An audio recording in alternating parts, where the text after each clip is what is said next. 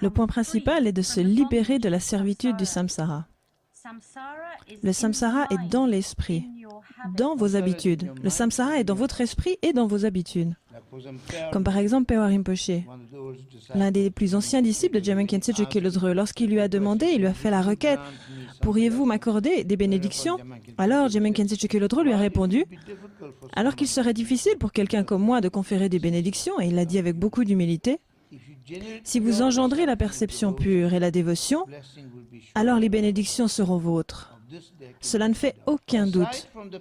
À part la perception pure et impure au sein de votre propre esprit, il n'y a personne qui puisse vous contraindre ou vous libérer. Parce que vous êtes votre propre maître. Si votre esprit est pur, vous êtes libre. Si votre esprit est impur, alors vous êtes asservi.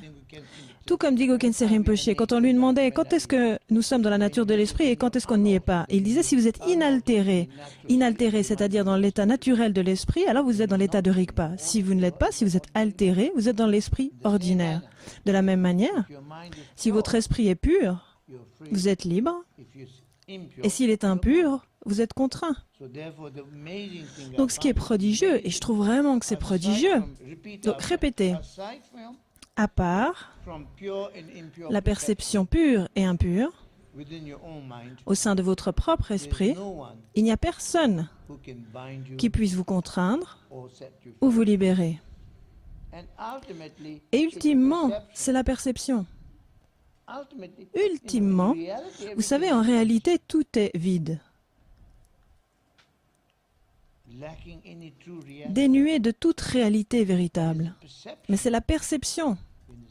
Lorsqu'elle est pure, elle nous libère, et lorsqu'elle est impure, lorsque votre esprit est impur, alors il vous a servi. Lorsque votre esprit est pur, il vous libère. C'est très simple, mais très profond. Comme Garab Dorje, le premier maître humain du Dzogchen disait, « L'esprit est et a toujours été le Bouddha. »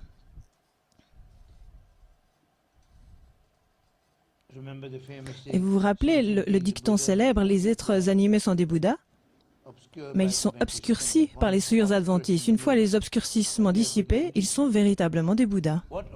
Qu'est-ce qui obscurcit la nature de Bouddha? C'est votre esprit impur. De la même manière, Longchenpa disait, n'altérons pas, n'altérons pas, n'altérons pas cet esprit qui est le nôtre. Ne saisissons pas, ne saisissons pas, ne saisissons pas cet esprit qui est le nôtre. Si nous altérons et altérons, un esprit qui est altéré masque sa nature inhérente. Donc un esprit altéré masque sa nature inhérente. De même, un esprit impur obscurcit votre nature inhérente. Il n'y a personne d'autre qui puisse vous asservir, si ce n'est votre propre esprit impur. Et seul l'esprit pur peut nous libérer. À part ça, il n'y a aucun autre agent. Donc vous êtes votre propre maître. Et vous êtes puissant. Comme Orgyen Togyen Rinpoche disait, et il a donné un conseil incroyable. Et là-dedans, il disait, parce qu'on parle des circonstances extérieures et toutes ces choses, mais il disait les circonstances extérieures. Bon, c'est assez stupéfiant ce qu'il a dit. Les circonstances extérieures, en fait, n'existent pas véritablement.